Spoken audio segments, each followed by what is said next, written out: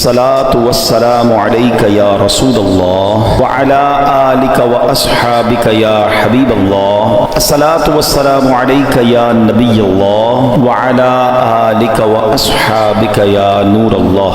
پاک پڑھنے کے بے شمار فضائل و برکات ہیں. آج کل دور بڑا کلیمٹیز کا، پرابلمز کا، ڈیفیکلٹیز کا ہے. بیماریاں الگ چل رہی ہیں، وائرس الگ چل رہے ہیں، پرابلمز الگ چل رہے ہیں. اگر ہم چاہتے ہیں کہ ہماری سیکیورٹی رہے، اللہ کی رحمتیں ہمارے ساتھ رہیں، تو درود پاک ایک ایسا فارمولہ ہے کہ اگر ہم گھر سے نکلیں درود پڑھتے ہوئے، کام پہ جا رہے ہیں درود پڑھتے رہیں، واپسی میں آئیں تو درود پڑھتے رہیں، فضول باتوں سے اگر اپنے آپ کو بچائیں تو انشاءاللہ آپ اللہ کی رحمتوں کے سائے میں رہیں گے. اللہ کی رحمت نازل ہوتی رہے گی تو پرابلمز بھی دور ہو جائیں گی. اللہ مجھے بھی درود پاک کثرت سے پڑھنے والا بنائے. درود علی الحبیب صلی اللہ تعالی علی محمد صلی اللہ علیہ وسلم. ایک بار ایک شخص بارگاہ رسالت میں حاضر ہوا، عرض کیا یا رسول اللہ صلی اللہ تعالی علیہ وسلم، کوئی ایسا مومن بھی ہے جو جہنم میں باقی رہ جائے گا؟ فرمایا ہاں، ایک شخص جو جہنم کے گہرے گھڑے میں ہوگا اور اونچی آواز سے یا حنانو یا منان پکار رہا ہوگا. اس کی آواز بلند ہوگی، اس آواز کو حضرت جبرائیل سنیں گے، کہیں گے العجب العجب، عجیب بات ہے، عجیب بات ہے. پھر حضرت جبرائیل علیہ السلام اللہ عز و جل کے عرش کے سامنے حاضر ہوں گے، سر سجدے میں رکھ دیں گے. اللہ پاک فرمائے گا ارفع راسک یا جبرائیل، اے جبرائیل اپنا سر اٹھاؤ. حضرت جبرائیل علیہ السلام سر اٹھائیں گے. اللہ پاک فرمائے گا جبرائیل تم نے کیا عجیب چیز دیکھی ہے؟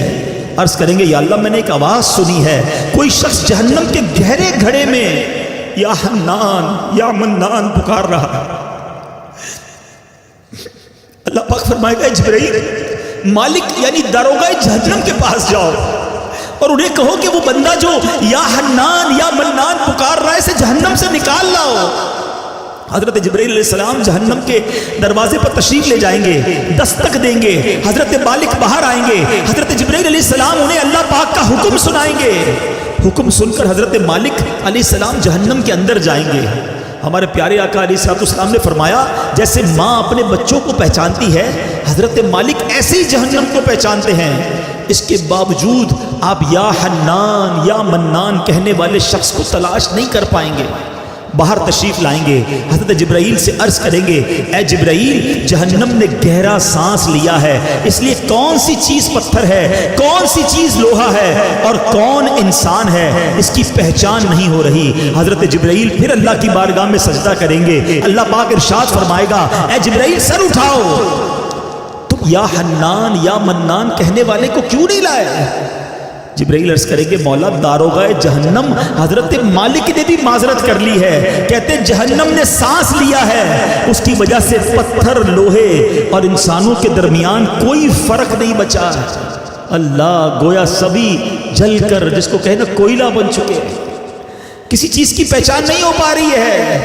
اللہ پاک فرمائے گا جبرائیل مالک سے کہو میرا بندہ جہنم کے فلاں گھڑے میں فلاں کونے میں اس طرح پڑا ہوا ہے. حضرت جبرائیل جہنم کے دروازے پر جائیں گے اور حضرت مالک کو یا حنان یا منان پکارنے والے کا پتہ بتائیں گے. حضرت مالک جہنم کے اندر جائیں گے تو دیکھیں گے ایک شخص ہے، اس کے پاؤں اس کی پیشانی کے ساتھ اور ہاتھ گردن کے ساتھ بندھے ہوئے ہیں اور جہنم کے سانپ بچھو اس کے ساتھ لپٹے ہوئے ہیں.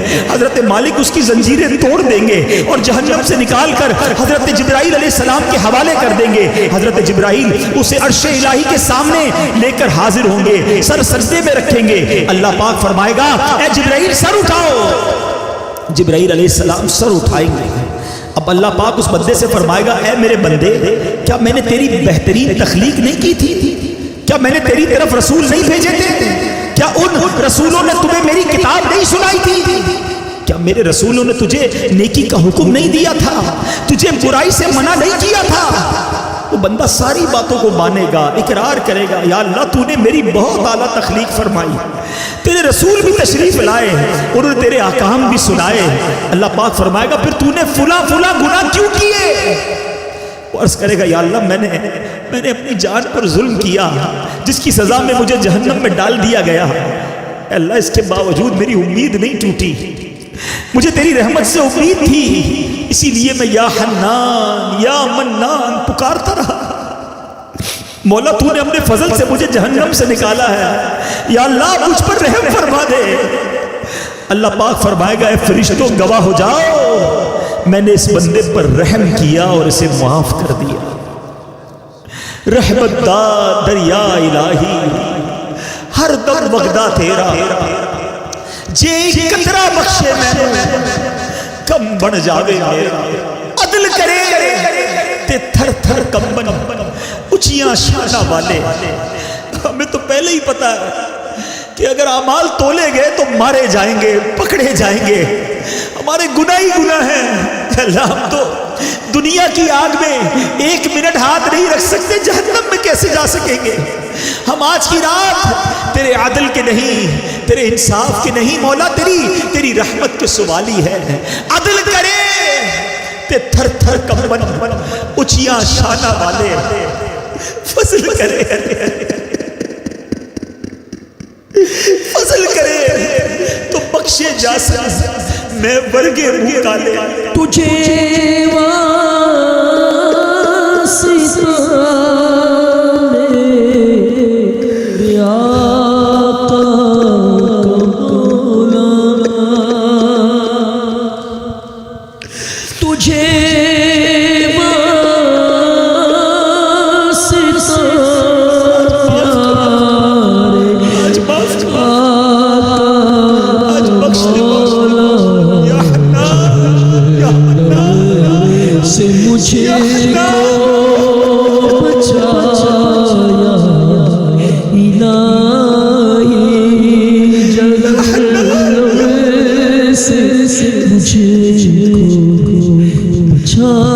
ख्याल रखने वाले से प्यार हो जाता है तो बताओ तो सही, जब से पैदा हुआ हूँ, जब से लेकर आज तक रोज़ाना जिसके एहसानात तले दबा हूँ, वो कोई और ज़ात नहीं, वो मेरे मालिक की ज़ात है। बल्कि सच्ची बात बताऊँ, मुझ पर और आप पर तो पैदा होने से पहले ही उसके एहसान जारी हैं।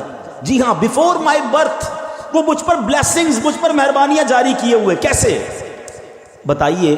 क्या बच्चे एबनॉर्मल पैदा नहीं होते हैं?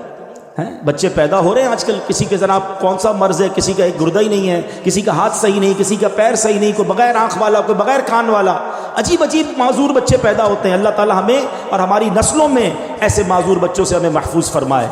लेकिन मैं पूरा पैदा हो गया, मेरे आज़ा पूरे हैं, मैं देख भी रहा हूँ, बोल भी रहा हूँ, सुन भी रहा हूँ। इसका मतलब क्या हुआ? मेरे रब ने मेरी तख्लीक कामिल फरमाई। माँ के पेट में जब मेरी तख्लीक हो रही थी, मेरे उस करीम मौला ने मुझ पर यह मेहरबानी की कि मेरे कोई पार्ट ऑफ बॉडी, कोई ऑर्गन ऑफ बॉडी कम न था। मैं किसी बड़ी बीमारी में नहीं था, पैदा होते ही शुगर का मरीज नहीं हूँ। ये कितनी बड़ी मेरे रब की मुझ पर मेहरबानी मेरी पैदाइश से पहले से जारी है। और सच पूछो, इससे बड़ी मेहरबानी बताता हूँ, वो ये है कि अल्लाह ने मुझे और आपको मुसलमान घराने में पैदा कर दिया हैं। किसी काफिर के घर में भी तो पैदा हो सकते थे ना। रोज़ बच्चे पैदा हो रहे हैं, कोई किस मज़हब वाले के यहाँ पैदा हो रहा है। मैंने क्या कमाल किया था? मेरा क्या ऐसा कमाल था कि अल्लाह ने मुझे मुसलमान घराने में पैदा किया। सबसे पहली आवाज़ जो मेरे कानों ने सुनी वो अल्लाह अकबर की अजान सुनी, क्योंकि जब मैं पैदा हुआ मुसलमान घराने में था तो मेरे कान में अजान दी गई। बताओ, ये शुरू से मेहरबानियाँ रब की जारी हैं। तो अगर किसी मेहरबान से मोहब्बत की जाती है तो फिर अल्लाह से सबसे ज़्यादा हमें मोहब्बत होनी चाहिए। और अब आओ मैं बताता हूँ वो करीम रहमान कैसा है, वो रहीम कैसा है, वो रहमतें कैसे बरसाता है। उसकी रहमत ये चाहती है कि मैं और आप बख्शे जाएं। रिवायतों में आता है, हज़रत अबू सईद खुदरी रज़ी अल्लाह तआला अन्हु रावी हैं और नबी पाक अलैहिस्सलाम की हदीस है। ये वाक़या खुद नबी पाक ने साहबा को सुनाया कि एक शख्स था बनी इसराइल में, वो उसने 99 कत्ल किए। हदीस पाक का खुलासा है 99 मर्डर्स। और उसके बाद उसे ख्याल आया कि यार बहुत हो गया, कितने गुनाह करेगा, अब तो तौबा कर ले। वो एक राहिब के पास गया, सो कॉल्ड हैं मौलवी साहब, उस ज़माने के भी सो कॉल्ड होंगे, इल्म था नहीं, लुक्स लाइक। बेशक हम भी आजकल हर दाढ़ी वाले को आलिम दीन समझ लेते हैं, बल्कि अब तो बगैर दाढ़ी वाले को भी आलिम दीन कहना लोगों ने शुरू कर दिया। ये अजब फिनोमेना चला है कि जिसकी मर्जी वो इस्लाम की इंटरप्रिटेशन कर रहा है और लोग उसे सुनी जा रहे हैं। अल्लाह के बंदों, आलिम दीन सही अकीदे वाले से बात सुनोगे तो समझ आएगी। ये हदीस भी उसी तरफ रहनुमाई कर रही है कि कहने को वो कोई मजहबी आदमी होगा। ये बंदा चला गया उसके पास, कहा हज़रत 99 कत्ल किए हैं, क्या मेरी तौबा कबूल होगी?